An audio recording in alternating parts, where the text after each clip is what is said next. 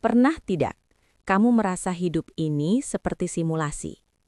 Kamu bangun pagi, kamu bergerak, kamu bekerja, kamu berpikir, kamu menyusun strategi. Tapi hasilnya rasanya begitu-begitu saja.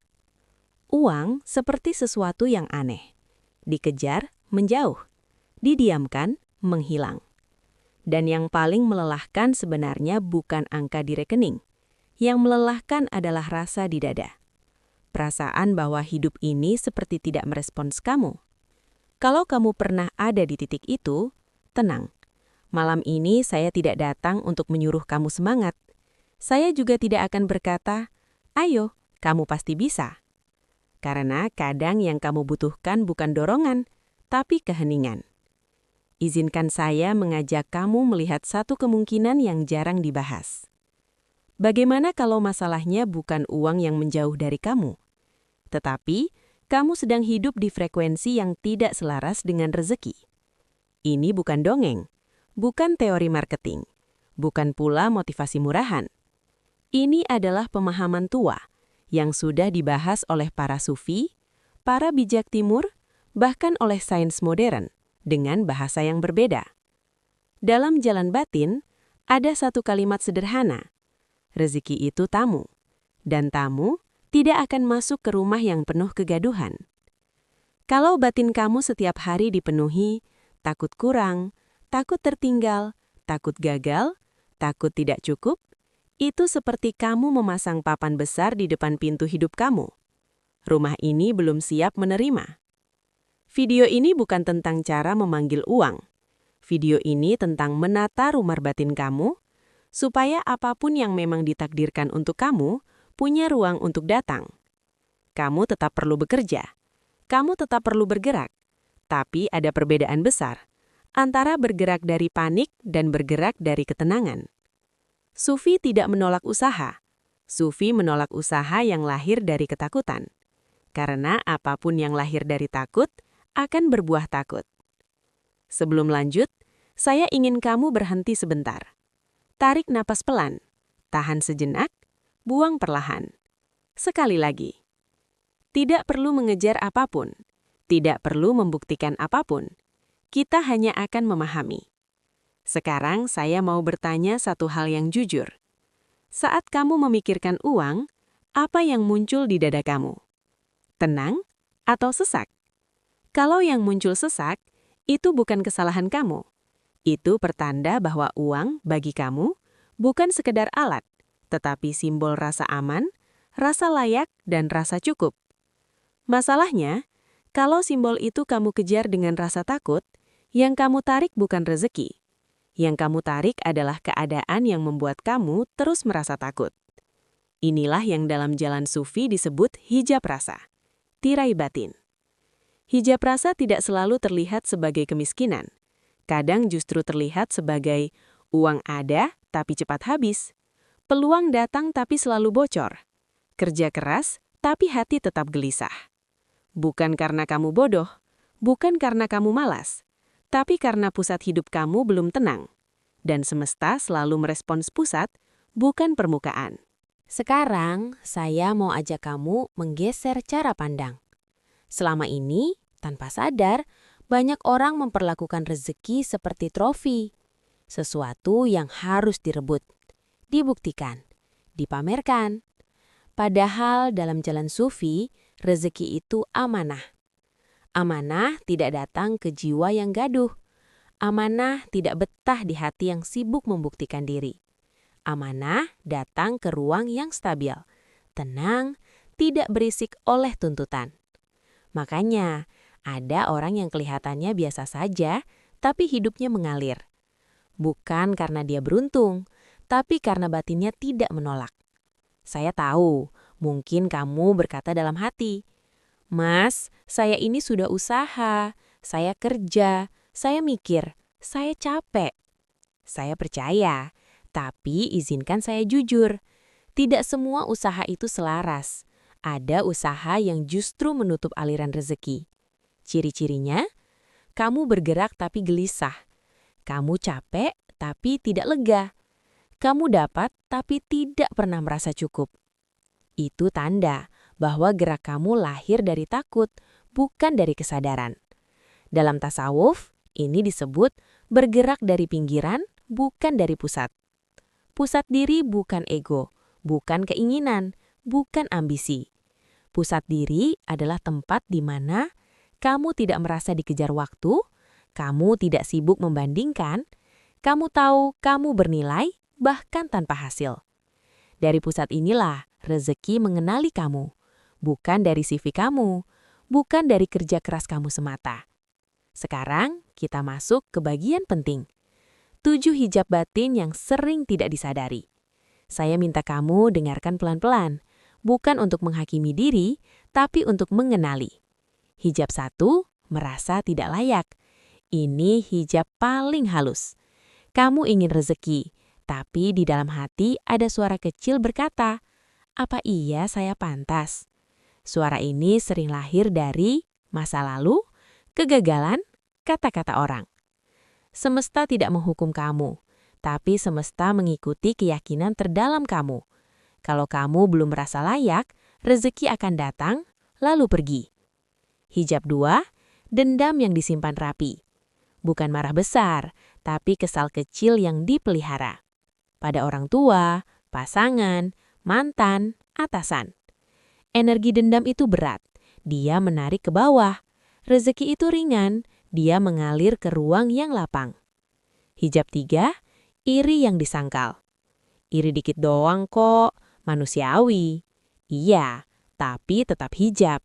Setiap kali kamu membandingkan hidup kamu dengan hidup orang lain, kamu sedang berkata ke semesta, "Apa yang saya punya sekarang belum cukup." Dan semesta mendengar itu. Hijab 4, ingin cepat. Ini racun modern. Semua ingin instan, cepat berhasil, cepat kaya, cepat diakui. Padahal segala sesuatu yang matang butuh waktu. Ingin cepat itu bukan salah, tapi kalau kamu tidak bisa tenang dalam proses, rezeki akan menunda diri. Bukan menghukum, melindungi. Hijab 5, kontrol berlebihan. Kamu ingin semuanya pasti, terprediksi, aman. Tapi hidup bukan spreadsheet. Kontrol berlebihan adalah tanda kamu tidak percaya sepenuhnya. Dan kepercayaan adalah bahasa rezeki. Hijab 6, takut kehilangan. Takut kehilangan uang, takut kehilangan status, takut kehilangan peluang. Aneh tapi nyata, takut kehilangan justru mempercepat kehilangan. Karena energi takut itu sendiri sudah merupakan sinyal kekurangan. Hijab 7, gengsi harus terlihat berhasil. Ini yang paling sering. Kamu tidak miskin, tapi kamu capek karena harus terlihat oke. Gengsi itu mahal dan sering dibayar dengan ketenangan. Rezeki tidak suka dipamerkan, dia suka dialirkan. Kalau kamu merasa, "Wah, banyak banget hijab saya." Tenang, ini bukan untuk menyalahkan kamu, ini untuk membebaskan kamu. Hijab itu bukan dosa, hijab itu kabut. Dan kabut tidak perlu dilawan, dia cukup disadari. Kesadaran saja sudah mulai membersihkan jalan. Sebelum kita masuk ke kunci-kunci SU, saya mau kamu pahami satu hal penting. Rezeki tidak tertarik pada orang yang ingin. Rezeki tertarik pada orang yang siap. Dan kesiapan itu bukan soal skill, bukan soal modal, bukan soal koneksi. Kesiapan itu soal kondisi batin. Kalau batin kamu stabil, rezeki tidak perlu dipanggil. Dia akan datang seperti air yang mencari celah terendah. Qanaah sering disalahpahami. Banyak orang mengira qanaah itu pasrah, tidak mau maju, atau berhenti bercita-cita. Itu salah. Qanaah bukan berhenti bertumbuh. Qanaah adalah berhenti berperang dengan keadaan sekarang. Saat kamu bisa berkata jujur dalam hati, "Saya baik-baik saja hari ini," disitulah frekuensi kamu naik. Bukan karena kamu menyerah, tapi karena kamu berhenti menolak hidup. Dan hidup tidak pernah memberi pada orang yang terus menolak dirinya sendiri. Syukur bukan kalimat. Syukur adalah cara hadir. Orang yang benar-benar bersyukur, tidak terburu-buru, tidak terus membandingkan, tidak sibuk mengeluh. Syukur adalah sinyal paling kuat ke semesta. Saya sadar dengan apa yang sudah ada. Dan semesta selalu menambah pada orang yang sadar. Bukan karena semesta baik, tapi karena kesadaran membuka ruang. Tawakal bukan duduk diam menunggu. Tawakal adalah kamu bergerak, tapi kamu tidak panik dengan hasil. Kamu bekerja, tapi kamu tidak menjadikan hasil sebagai penentu harga diri. Dalam bahasa Sufi, kamu menanam dengan sungguh-sungguh, lalu kamu tidak mencabut benih setiap hari. Rezeki tumbuh di tanah yang dipercaya. Sabar bukan menahan diri sambil menggerutu. Sabar adalah kemampuan untuk tetap jernih saat proses belum selesai. Kalau kamu hanya tenang saat berhasil, itu bukan sabar. Sabar sejati justru terlihat saat kamu belum dapat apa-apa, tapi batin kamu tetap utuh. Dan rezeki sangat peka pada keutuhan batin. Ikhlas bukan membohongi perasaan. Ikhlas itu jujur. Ini memang sakit, ini memang berat, tapi kamu tidak menjadikan luka sebagai identitas hidup. Orang yang ikhlas itu ringan, dan rezeki selalu bergerak ke arah yang ringan. Ini rahasia besar yang jarang dibahas. Rezeki tidak hanya mengikuti usaha, rezeki mengikuti manfaat. Semakin hidup kamu berguna, semakin luas aliran yang dibuka. Bukan karena pamrih, tapi karena energi memberi selalu menciptakan ruang untuk menerima. Husnuzon bukan naif, bukan menutup mata. Husnuzon adalah sikap batin. Kalaupun ini tidak sesuai harapan saya, pasti ada makna yang sedang bekerja. Orang yang husnuzon tidak reaktif, dan rezeki tidak datang ke jiwa yang reaktif. Dia datang ke jiwa yang percaya. Sebelum masuk ke praktek, saya mau kamu pahami satu hal penting. Ini bukan teknik sulap, ini bukan cara cepat kaya, ini bukan jalan pintas, ini cara mengembalikan posisi batin ke tempat yang seharusnya. Kalau kamu berharap setelah ini uang langsung deras, kamu akan kecewa. Tapi kalau kamu siap menata diri, hidup kamu akan mulai bernafas lebih lega, dan dari situlah rezeki mulai mengenali kamu. Menyetel arah sebelum dunia masuk. Setiap pagi, sebelum membuka ponsel, luangkan 7 menit saja. Duduk, tidak perlu bersila sempurna, tidak perlu meditasi ribet. Cukup duduk dan tarik nafas pelan. Tarik, buang. Lalu ucapkan dalam hati, pelan dan jujur. Hari ini, saya cukup. Hari ini, saya aman. Hari ini, saya layak menerima kebaikan. Ulangi 3 kali. Bukan untuk meyakinkan semesta, tapi untuk menghentikan kebisingan batin sebelum hari dimulai. Karena siapa yang memulai hari dari tenang, akan menjalani hari dengan lebih selaras. Setelah itu, tetapkan satu niat kecil. Bukan target besar, bukan mimpi muluk. Contoh, hari ini saya ingin bekerja dengan jujur. Hari ini saya ingin hadir sepenuhnya. Hari ini saya ingin tidak terburu-buru. Satu saja. Niat kecil yang hidup lebih kuat daripada target besar yang dipaksakan. Mengoreksi arah saat energi turun. Siang hari biasanya energi mulai turun, pikiran mulai ribut. Luangkan 3 menit. Tidak perlu berhenti total. Cukup berhenti sejenak di dalam. Tanyakan satu pertanyaan jujur. Apa yang sedang saya rasakan sekarang? Bukan, kenapa saya begini?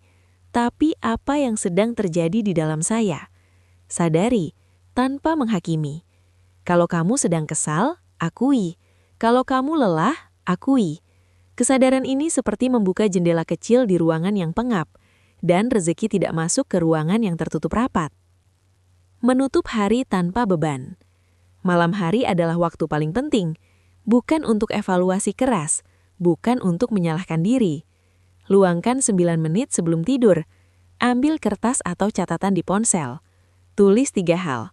1 hal yang hari ini membuat kamu bersyukur, 1 hal yang hari ini membuat kamu belajar, 1 hal yang hari ini ingin kamu lepaskan.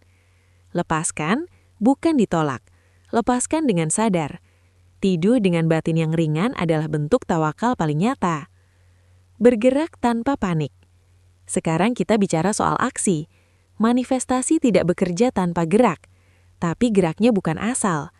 Inspired action itu seperti ini. Ada dorongan lembut, tidak memaksa, tidak penuh ketakutan.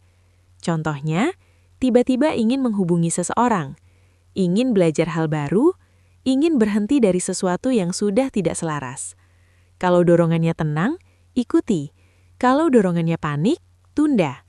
Rezeki tidak pernah datang dari kepanikan. Saya perlu jujur dari awal. Kalau kamu menjalani jalan ini dengan benar, ada satu fase yang hampir pasti muncul. Fase di mana hidup terasa sepi, motivasi turun, beberapa hal lama runtuh, uang belum datang tapi cara lama tidak bekerja lagi. Banyak orang mengira ini kegagalan. Padahal dalam jalan batin, ini disebut fase pengosalan. Dan ini bukan hukuman, ini persiapan. Bayangkan, kamu ingin mengisi gelas dengan air bersih, tapi gelasnya masih penuh air keruh. Apa yang harus dilakukan terlebih dahulu? Dikosongkan. Begitu juga batin. Sebelum rezeki yang lebih selaras masuk, hal-hal yang tidak lagi cocok akan dilepaskan. Itu bisa berupa hubungan yang sudah tidak sefrekuensi, cara kerja lama, impian yang ternyata bukan milik kamu, dan proses ini tidak nyaman karena ego kamu merasa kehilangan, padahal jiwa kamu sedang diselamatkan. Kamu mungkin sedang berada di fase ini kalau kamu tidak tertarik lagi pada hal yang dulu kamu kejar. Pujian tidak terlalu berpengaruh, kegagalan tidak terlalu menghancurkan. Tapi, kamu juga belum tahu mau kemana. Ini seperti berdiri di tengah jembatan. Belakang tidak menarik, depan belum terlihat. Di titik ini, banyak orang panik dan kembali ke pola lama. Padahal yang dibutuhkan justru bertahan dalam ketidakpastian. Kesalahan terbesar adalah mencoba mengisi kekosongan dengan kebisingan. Terus mencari distraksi. Terus mencari validasi, terus mencari jalan pintas. Padahal, kekosongan ini bukan lubang, ini ruang. Ruang untuk arah baru. Kalau kamu menutupnya terlalu cepat, kamu akan mengulang siklus yang sama. Ada 3 sikap batin yang perlu kamu jaga. Pertama, jangan melawan. Melawan hanya akan memperpanjang fase ini. Kedua, jangan menghakimi diri. Kamu tidak rusak, kamu sedang disetel ulang. Ketiga, tetap hidup sederhana dan jujur. Lakukan hal-hal kecil dengan penuh hadir. Masak dengan sadar, bekerja dengan rapi, berbicara dengan jujur. Hal-hal kecil ini seperti jangkar yang menjaga kamu tetap stabil. Saya mau ceritakan ulang kisah Budi. Tapi kali ini dari sisi batinnya. Budi bukan tidak ingin kaya. Budi hanya tidak mau kehilangan dirinya sendiri. Saat dagangannya sepi, dia tidak mengutuk hidup. Dia merapikan dagangan, dia menyapa orang dengan tulus, dia pulang tanpa membawa rasa iri. Dan justru disitulah rezeki mulai menemukan jalannya. Bukan karena Budi pasrah, tapi karena Budi hadir sepenuhnya. Kalau hidup kamu saat ini terasa kosong, mungkin kamu tidak sedang ditinggalkan. Mungkin kamu sedang dipersiapkan untuk sesuatu yang lebih selaras. Dan sekarang, kita masuk ke bagian akhir. Bukan penutup yang meledak-ledak, tapi penutup yang mengikat semuanya. Rezeki lewat manusia, jalan yang paling sering diabaikan. Banyak orang mengira rezeki datang lewat angka. Padahal dalam kenyataan hidup, rezeki lebih sering datang lewat manusia. Seseorang yang memberi kesempatan, membuka pintu, mengajuk bekerja sama, merekomendasikan, atau sekadar mempercayai. Masalahnya, manusia hanya membuka pintu kepada jiwa yang nyaman untuk didekati. Bukan yang paling pintar, bukan yang paling ambisius, tapi yang paling ringan energinya. Kalau kamu sering merasa, kenapa orang jarang bantu saya ya? Coba cek satu hal pelan-pelan. Apakah kehadiran kamu membuat orang lega atau tertekan? Rezeki tidak suka lewat jalur yang kaku. Dia mengalir lewat hubungan yang tulus. Rezeki lewat ilmu saat kamu berhenti meremehkan diri. Ada rezeki yang tidak datang dalam bentuk uang. Dia datang sebagai pemahaman. Satu sudut pandang baru, satu kesadaran kecil, satu kalimat yang klik. Dan orang yang menghargai ilmunya sendiri akan selalu menemukan pintu terbuka. Masalahnya banyak orang merasa, ini hal biasa. Padahal, rezeki sering tersembunyi di hal yang kamu anggap sepele. Saat kamu berhenti meremehkan diri, rezeki berhenti ragu mendekati kamu. Rezeki lewat keberanian melepas. Ini bagian yang paling sulit. Kadang rezeki tidak datang karena kamu masih memegang sesuatu yang sudah selesai. Pekerjaan, relasi, identitas lama, atau versi diri yang sudah tidak hidup. Melepas bukan kegagalan. Melepas adalah tanda kedewasaan batin. Dalam jalan sufi, tangan yang menggenggam terlalu kuat tidak bisa menerima apapun. Dan seringkali, kalau kamu berani melepas dengan tenang, sesuatu yang lebih selaras datang tanpa kamu cari. Tentang doa yang belum diijabah. Ada doa yang tidak dikabulkan bukan karena kamu tidak layak, tapi karena kamu belum siap menanggungnya. Dan ini penting untuk dipahami. Tuhan tidak pelit, semesta tidak kejam. Yang ada adalah ketepatan waktu. Kalau doa kamu belum terwujud, tanyakan dengan lembut. Apa yang masih perlu saya siapkan di dalam diri? Pertanyaan ini jauh lebih kuat daripada protes atau keluhan. Ketenangan sebagai indikator sejati keberlimpahan. Sebelum kita masuk ke penutup, saya mau kamu menyadari satu hal. Keberlimpahan sejati bukan diukur dari seberapa banyak yang kamu miliki, tapi seberapa tenang kamu menjalaninya. Kalau kamu punya banyak tapi gelisah, itu belum berlimpah. Kalau belum banyak tapi damai, itu tanda jalan kamu benar. Rezeki sejati selalu membawa rasa lapang. Kalau tidak, itu hanya angka. Mengapa rezeki menjauh saat kamu terlalu sibuk membuktikan diri? Setelah memahami bahwa rezeki sering datang lewat manusia, ada satu jebakan halus yang sering tidak disadari. Keinginan untuk membuktikan diri. Membuktikan bahwa kamu mampu, membuktikan bahwa kamu pantas, membuktikan bahwa kamu tidak kalah. Masalahnya, energi membuktikan diri selalu mengandung ketegangan. Dan manusia, sebagai jalur rezeki, secara naluriah menghindari ketegangan itu. Bukan karena kamu buruk, tapi karena batin kamu sedang tidak santai. Dalam jalan sufi, orang yang tenang tidak sibuk menunjukkan nilainya. Nilainya terasa tanpa perlu diumumkan. Saat kamu berhenti membuktikan, rezeki berhenti menjauh. Ilmu yang menjadi rezeki baru setelah kamu berani diam. Tadi kita bicara rezeki lewat ilmu. Sekarang kita turunkan satu tingkat lebih dalam. Ilmu tidak selalu datang dari membaca. Ilmu paling mahal justru datang dari diam. Diam yang sadar, diam yang tidak kabur. Ketika kamu tidak lagi tergesa-gesa mengisi hidup, pemahaman mulai muncul sendiri. Tiba-tiba kamu sadar, oh ternyata selama ini saya salah arah. Kesadaran seperti ini sering mengubah hidup lebih kuat daripada uang. Dan lucunya, uang sering menyusul setelahnya. Karena rezeki senang mengikuti orang yang sudah paham arah. Saat melepas, membuat hidup terlihat mundur. Kita sudah bicara tentang keberanian melepas. Sekarang kita bahas konsekuensinya. Saat kamu benar-benar melepas, hidup sering terlihat seperti mundur. Pendapatan turun, lingkaran mengecil, aktivitas berkurang.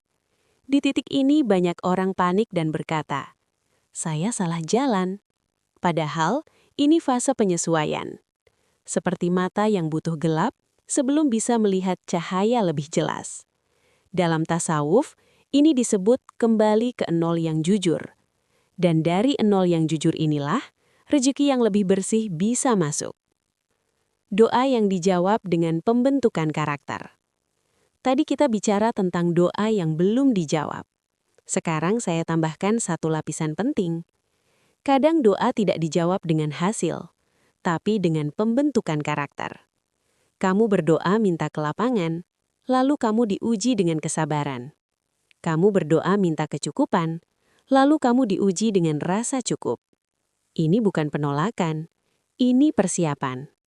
Dalam jalan batin, karakter selalu didahulukan sebelum amanah diperbesar.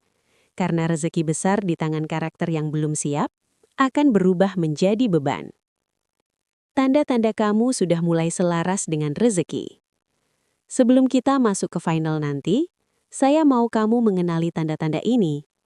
Bukan tanda mistis, bukan keajaiban instan, tapi tanda halus seperti kamu tidak lagi terlalu cemas soal hasil. Kamu bekerja lebih rapi bukan lebih panik. Kamu lebih mudah bersyukur pada hal kecil. Kamu tidak iri seperti dulu. Kamu lebih memilih tenang daripada terlihat hebat. Kalau satu atau dua ini mulai muncul, itu pertanda penting. Artinya, batin kamu mulai selaras. Dan saat selaras, rezeki tidak perlu dipanggil keras-keras. Dia tahu kemana harus datang. Sekarang, sebelum kita benar-benar menutup perjalanan panjang ini, saya ingin kamu berhenti sejenak. Bukan untuk berpikir, bukan untuk menganalisis, tapi untuk merasakan. Selama lebih dari 2 jam kamu mendengar, kita tidak sedang membicarakan uang semata. Kita sedang membicarakan hubungan kamu dengan hidup. Karena pada akhirnya, uang hanyalah salah satu cara hidup merespons bagaimana kamu hadir di dalamnya. Kalau hidup terasa keras, seringkali bukan karena hidup memusuhi kamu, tapi karena kamu masih berdiri dengan bahu tegang dan nafas tertahan. Ada satu kebenaran sunyi yang jarang dibicarakan dimanapun. Hidup tidak memberi berdasarkan seberapa keras kamu meminta, tapi berdasarkan seberapa jujur kamu siap menerima. Menerima bukan pasrah, menerima bukan menyerah. Menerima adalah berhenti melawan fakta batin. Berhenti berkata, seharusnya saya sudah sampai. Seharusnya hidup tidak begini. Seharusnya saya lebih berhasil. Kata seharusnya adalah bentuk penolakan paling halus terhadap takdir saat ini. Dan selama kamu menolak yang ada, yang berikutnya akan menunggu.